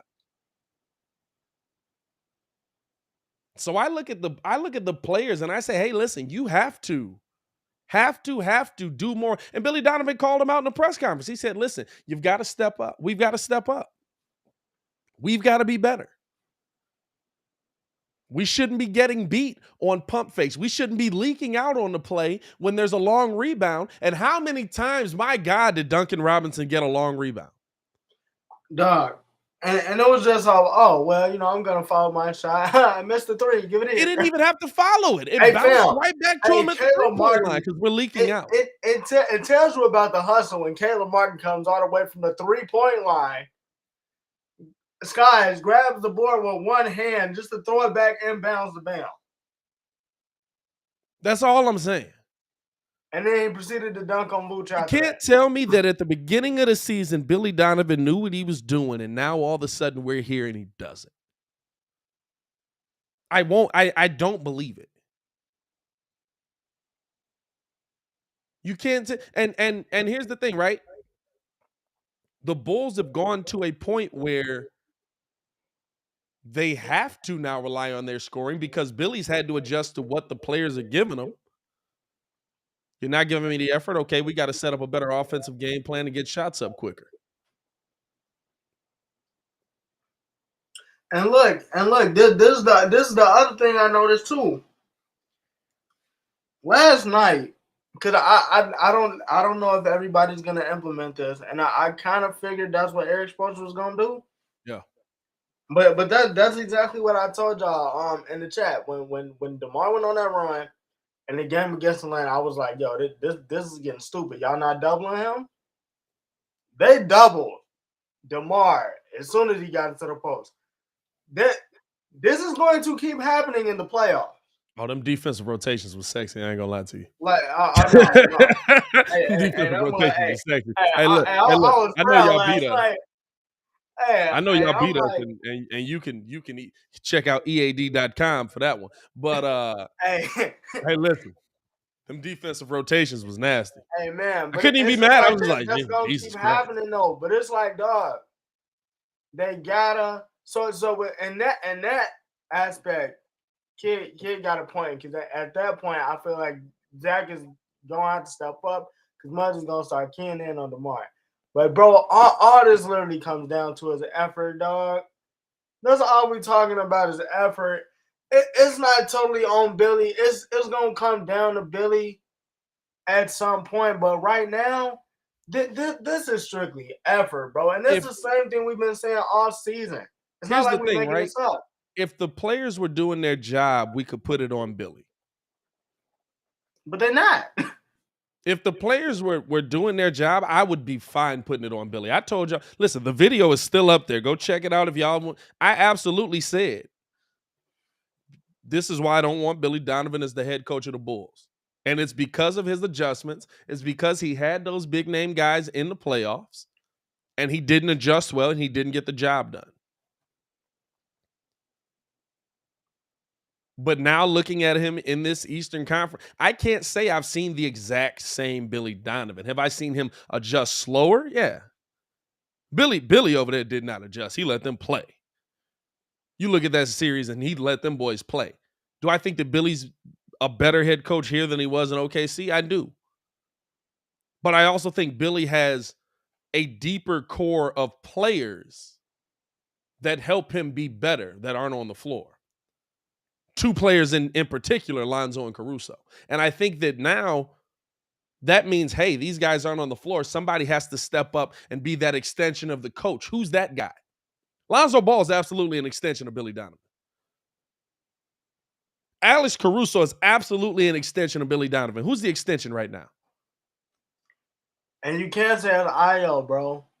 Io is a rookie. And guess what? Io is tired. Io definitely tired. Hey, I don't know. I was like, maybe he's tired. I think Io just getting cooked on some of these.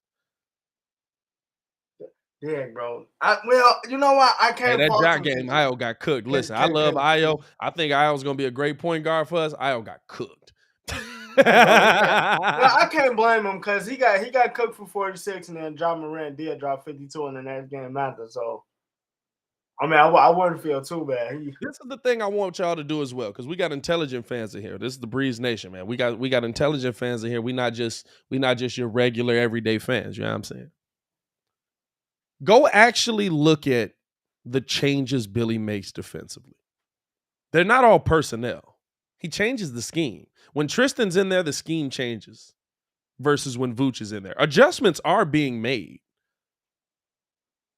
They're just not the huge adjustments you have to go look at. When Tristan Thompson is in there, Tristan doesn't play drop defense.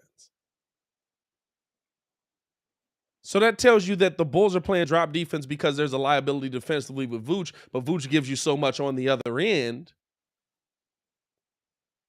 that you have to keep him in there. So whether it's versus Bam or versus Dedmon, you're going to get the same. You know what I'm saying? You're going to get the same. The problem when Vooch was in there was when Vooch came off screen, or when Duncan Robinson came off screens and Io was stuck, nobody could play up. You know what the problem when Tristan was in there was? When Duncan Robinson came off screens and Tristan played up, the big man back cut. Lob. You know what I'm saying? Like, now starting ball, and that's basically what it is. Because how many full court passes do we see? I know. Hey, look, MC, I know you trolling. I know you just being funny, but I legit saw somebody say this. That? Yeah, nah. I legitimately saw somebody say this yesterday. That's crazy. But nah, I mean, how many full court passes did we see where it's just like, all right, Jimmy down here, ball. Yeah. You got Caleb Martin down here. How often do we hear Stacey King say help the helper? You got to help the helper. Like it's when one thing. When Vooch is playing back off of that screen, now in that situation, I really hate drop defense, and I get why they do it now. Like somebody explained it to me, I get why they do it. But I really hate it. I think it's a dumb defense because it's basically like, hey, we're gonna give you this three. Caleb been hoping. We're gonna give you this 3-point shot, and these guys can shoot. Kid, the overall matchup is cookies because Bam is quicker. We know that. With what? On Vooch. He's it's a bad matchup because yeah, but it's not about who he says horrible take. Bam faced up Vooch a few times and created opportunities. There were lapses, yes, but overall the matchup is cookies. Bam had one more point than Vooch did. It's not about the points though. It's about what you do to break the Bulls' defense. Bam going one-on-one versus Vooch, yeah, okay, it's cookies. That didn't break the defense. What broke the defense was when Vooch is in, he's playing back, and Duncan Robinson knocks down a wide open 3. When Tristan's in, he plays up. And Dwayne Dedman gets an easy lob. I mean, it's essentially like the way we play O is the way Denver Nuggets run O. Except we don't got Nikola Vucevic, we got Bam. Because Bam literally takes the ball. Like he'll get the ball or Kyle will bring it up. Throw it into Bam. Bam stands free throw line, top of the key-ish. First thing you see, off ball action. Duncan is getting that screen. He can't get the screen from Duncan. He'll get the ball to Jimmy. Jimmy will go. He'll probably get the screen from Bam. Hey, if he don't take the screen, he might shoot it. Other times he's slipping, but the lob is gonna be there. But it's just the initiation. But it's just and to me, it's more about what it's more about what destroys. No. He said to Pat's point, he did say it's not about points. No, it's about what destroys the Bulls' defense. Is it Vooch getting faced up by Bam Adebayo? Does that leave us open for wide open 3-pointers? No. What killed us last night? Look at it last night. What started that run? And it's the same thing that's been starting runs forever. What started us getting blown out? Turnovers. And wide open 3-pointers in the corner. Hey, I don't got nothing for that. That's just a y'all problem. That mess. Hey, and look, I ain't start peeping it till we had Carmen on the show, really. Cause that mug was like, yeah, they opened in the corner a lot. A lot, bro. Patty Mills live in the corner. Patty Mills was living. So I'm supposed to blame Vooch because he can't face up Bam when that did nothing about wide open 3-pointers. Bro, kid, I'm gonna tell you, and this is why I'm gonna get on you. Watch the way. What did you see the way Miami was playing? Oh, even if they help, PJ Tucker was on the back cut. Caleb Martin is on the back cut. Like, you can't do nothing about that. The whole offense is motion. What you want to do? And that's what it comes down to me is you have to understand you have to understand how to help the helper. A lot of times Vooch does get the help. Nobody helps off of Vooch, or nobody helps off of the helper. That's the Bulls' biggest problem right now. And here's the thing, right? They can do it. That's why it's annoying. They can do it. We've seen it. They don't do it all the time. We saw it the last game against Memphis. How'd we take the lead? That's why this is my biggest problem with the Bulls. It's not coaching, it's not offense, it's effort. It's not like we haven't seen this team do it. How did we take the lead versus Memphis? Memphis didn't score for 4 minutes. It wasn't 4, it was 6. It was 6. It was definitely 6. The Bulls got in. And they're in the corner absolutely, because they can't play the pick and roll correctly. Easy rotation, 3. Need better defensive scheme against pick and roll. I mean, but we've been saying that though. That's not nothing new. yeah, but that's not nothing new. The players also have to be able to play it. Hello. You know what I'm saying? Hey, listen. I could have Tom Thibodeau come draw up your defensive scheme if they don't play it. Play right. up. If they're not playing it right, like fam, you can have the best defensive scheme in the world, and if players aren't playing it right, it's not gonna matter. Yeah, I mean, and then the crazy thing is the reason why they really got behind yesterday early was because it was, and I don't know what was going on, but y'all was really trying to get the ball in the boots, and Jimmy was like, "Oh, I'll take this. I'll take this. Oh, DeMar's getting doubled. Let me get this." Like, bro, and also what has Stacey said all season too? KYP. Know your personnel. Yeah, you got to stick with them. You got to stick with them. These mugs just hanging around. It's not like. And here's the thing, right? It's like I said, what the Memphis Grizzlies in that run where we come back, we're still running pick and roll. Why could we play it well then? It was still that same pick and roll, come down. They set the double screens. Ja comes off of the double screen, and drives into the bucket. And if you were stopping Ja, he was gonna kick it out for Desmond Bain for the 3. The only difference is Desmond Bain was just off that night. He shot 1 for 7. Well, even with that, the double screen came. They came off of the screen. They're driving to the bucket. Steven Adams cuts in, gets the putback. He got 8 points that way. 9. He got like 10 points that way. Right. The Bulls adjusted to that, and all of a sudden, Memphis was struggling. Right. For 6 minutes.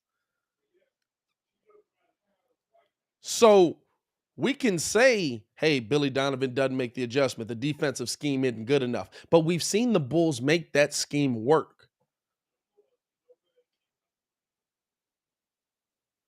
So what's the consistent issue here?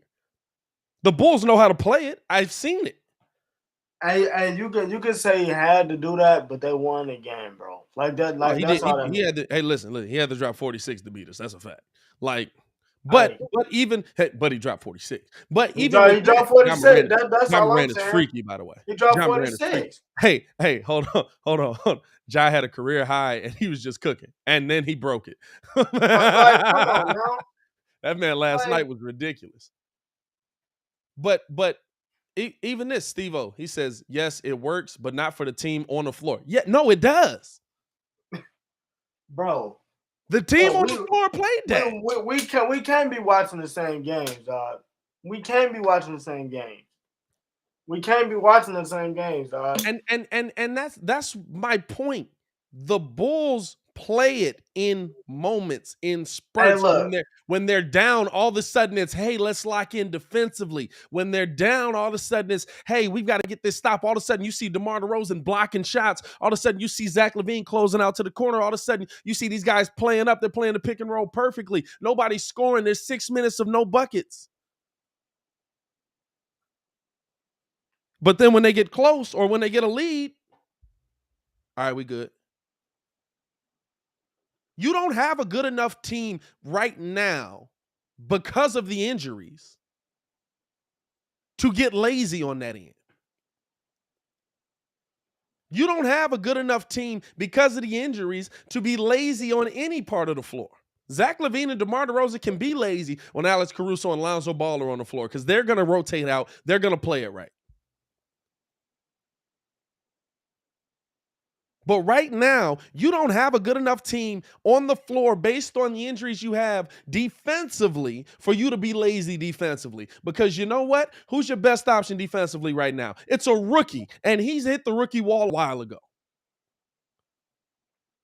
And legitimately, you're relying on that rookie to guard the best players in the game.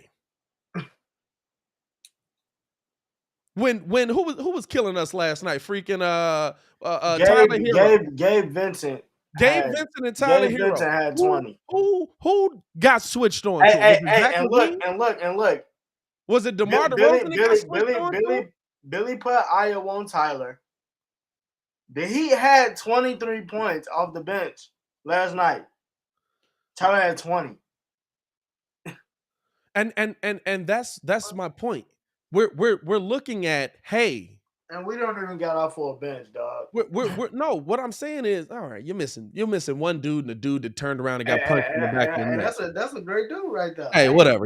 You're missing Kyle Lowry and a dude that was dumb enough to turn around on Jokic. I don't feel bad at all for you. No, first of all, we in agreement on that. He a hoe. That is on y'all. And but here's the thing. With the team that's on the floor, we're talking about a rookie. Billy Donovan is not saying, hey, Zach LaVine, I need you to shut down Gabe Vincent, or at least hold him. Stick with him. He's not saying, hey, DeMar DeRozan, I need you to take over for Ayo because he's getting hit right now on Tyler Hero. You pick him up. He's saying, hey, kid, I know you got 50 games in this, but go guard that dude that's been cooking for 4 years.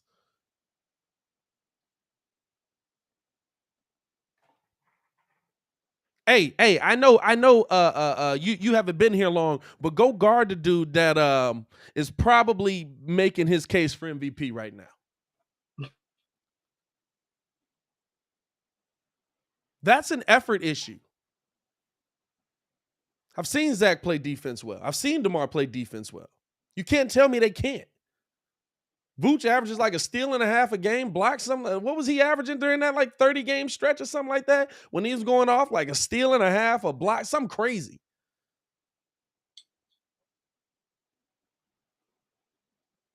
I get that, okay, Billy doesn't adjust enough or doesn't adjust quick enough.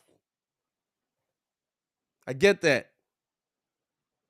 But you're in trouble if you can't rely on the players on the floor to do their job consistently. Take it back to Tom Thibodeau. Do your job. And the fact that y'all still saying, "Oh, we missing these 3 players," is I just feel like now that argument is just piss poor. It's not. It's not. But you gotta like. It's I feel like Muggs ain't taking into account like. Man, we Ringo, in it. Everybody got injuries. But Ringo, you got to look at the drop off when that player leaves.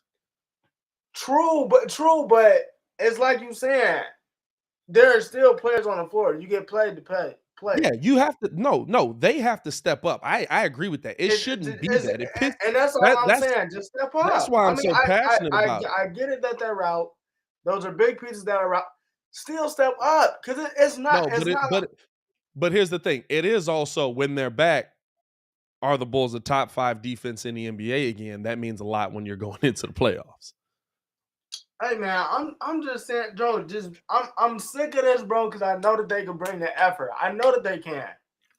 I've seen them do it, dog. I've seen them do it. They need to just get to it. Yeah. They need to get to it. Like honestly, bro, nobody cares about the 0-7 TV record. It's TV. Muggs lose on TV. Yeah. Every day.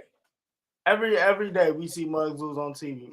Like, come on, man. I don't think. See, here's the thing, right? I don't view the injury as like it's a legitimate thing. I don't view the injury as an excuse. Like if Anthony Davis is healthy all season, but some Muggs is viewing it as that though. Like I'm not.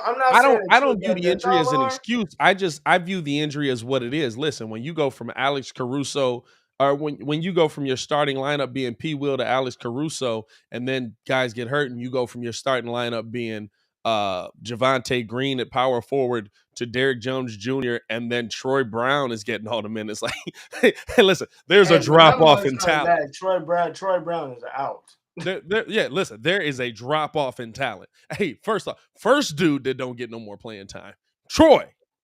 Just don't even sign up for the playoff team. Don't even. We'll send them money. Like this. But it's like this. He getting cooked. But I agree with everyone who says, hey, you've got to show more effort. You have to show me that you can play. You have to show me that on the defensive end, you're going to do what you did when Alex Caruso was in there. It wasn't Alex Caruso playing by himself on defense. It was the team that was top 5 in defense. That's all I'm saying. So what the heck happens in this stretch where you don't have these guys, where all of a sudden now you can't play defense? That's my biggest problem with this Bulls team. And I'm also not going to be that guy, like I said earlier. I'm not going to be that guy that says Billy Donovan can't coach. He could coach when we were top 5. When we were top 5 in defense. He could coach then. What the heck happened? I just stopped playing. Bro. Why just stop playing like... Baki, that's a fact. Anthony Day-to-Day Davis, that is. Hey, man, look. And so that's the and here's the thing, right? There's no way y'all believe Billy Donovan's in the huddle saying, "Hey Zach, keep playing defense the exact way you're doing it." There's no way y'all think that. There's no way y'all think that he's like, "Hey DeMar, I really loved how you didn't close out on that."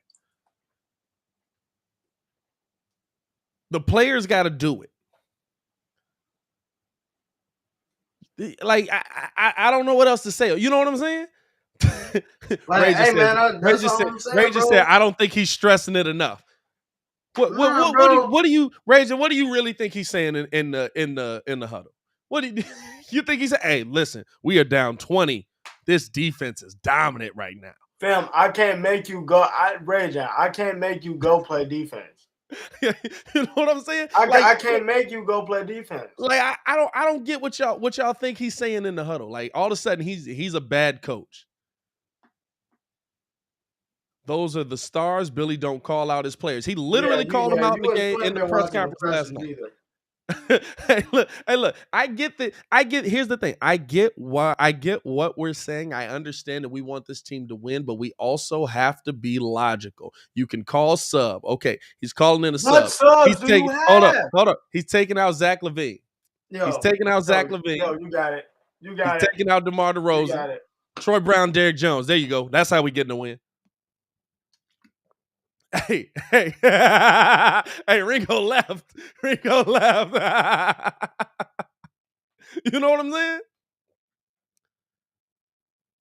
Like what we're asking for is hilarious. What we're asking for isn't there. Billy has to call out DeMar and Zach. What you want them to just say their name?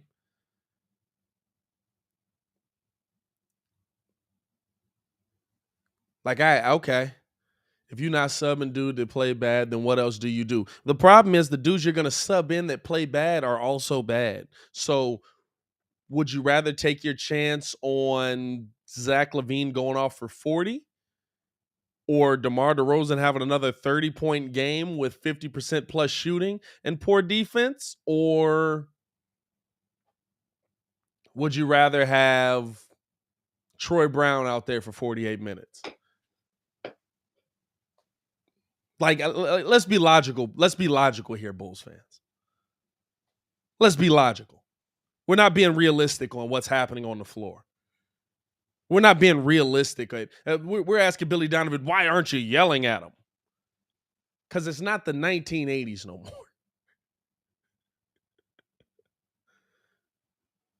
You know what I'm saying? Like, we're not being logical with what we're really seeing. At this point, we're just upset because the Bulls lost. This is a team thing, bro. Like, I don't know if y'all not watching the pressers. Like, bro. Y'all. All I say is update your arguments. That's all I say. Update your arguments. Your arguments don't fit, and don't get quiet. Hey, listen, and if you want to be on that, hold that same energy when we're winning. You know what I'm saying? That's my favorite part. Mugs don't keep that same energy. Mugs dropped 2 games down to second place, and the world is over, bro. And this is what I'll be talking about, bro. This is what I'll be talking about. Hey, like, dog. y'all kill me. Hey, it's Y'all hilarious, kill me. man. Y'all are It's hilarious, second in the East, and y'all swear y'all eighth. Y'all swear y'all eighth. Hey, second in the East, and we not even in the playoffs no more. Hey, dog. Booch is out for the season. Booch is done. Booch is out for the Trade season. that man. On me. Literally gets a double-double on his worst nights. Oh, come on. Hey, it is what it is. You know what I'm saying? But I just make yourself for even worse players, bro. I'm disappointed in y'all today. He said weak schedule. What? A weak schedule. Yeah, bro, you got it. You got it. But you play everyone. It's a weak schedule. Hey. But you play everyone. Hey. You gotta be. Hey, dog. It's your world. Hey, that's my favorite part of doing this, dog. I'm not gonna lie to you. Dealing with fanatics, bro. Dealing with the fanatics cracks me up. I'm not gonna lie to you. Hey, I appreciate y'all for pulling in and showing so much love to us, man. As always, man. First off, once the video posts, man, share this thing up. Share this on your Twitter. Share it on your Instagram. Share it on your what other platforms they got? Share it on Facebook. Share it on Facebook. Hey, you can put that mug on Snap, bro. Put the link in there at least. I like raging yelling. It's a 20% win rate against good teams. Bro. How many times have I said what our record is versus 500 plus teams? How many minutes we got left? Man, only about 2. He said, go check. Literally just looked up the record. Come on, man. Hey, it's all good, man. Hit that like button if y'all in here, man. Subscribe to the page. We appreciate the love that you guys show, man. Y'all crack me up, dog. I swear I do. Hey, I love that we can have different opinions on this and keep coming back together, though. I really do. As always, man, it's your boy, Pat the Designer. Make sure that y'all trying to get as many subs in here as possible, man, as we are, because we're giving away this dope Io DeSumo jersey at 12K. Ooh. 12K, and then at 15K we'll be giving away this dope unnamed player jersey, but you know it's a My City jersey. And another one at 20K. Ooh, so make sure that we get this thing. Nice. I'm not gonna lie. Share this thing up, dog. It's nice. I'm not gonna lie to you. If we don't get the 20K this year, I'm keeping it. Nah, man, but we getting to 25K by the end of the season, man. 25K by the end of the season, or by the end of the year, man. Appreciate y'all for pulling up as always, man. It's your boy Pat the Designer back at it again, joined by Ringo J, and the pettiest man alive was in the comments. Can I buy you bot subscribers? No, dog, don't do that. Nah. I want my subscribers to be real, man. I want them to be real people, dog. I mean, can you find me some real ones? Shout out to you. No, you actually buy subscribers, I guess so. No, there are some people that do that though. They buy the bots and all of that, man. They buy the bots and all that. It's wild out here. Yeah, hey, we know them. We know those people. Oh no, we definitely know those people. Hey, but he got a whole 20,000 person following. He got 15,000 views on the video. Got 2 likes. Like, hey, that's not how YouTube work. Hey, y'all stay safe out there as always, man. It's your boy Pat the Designer. Peace.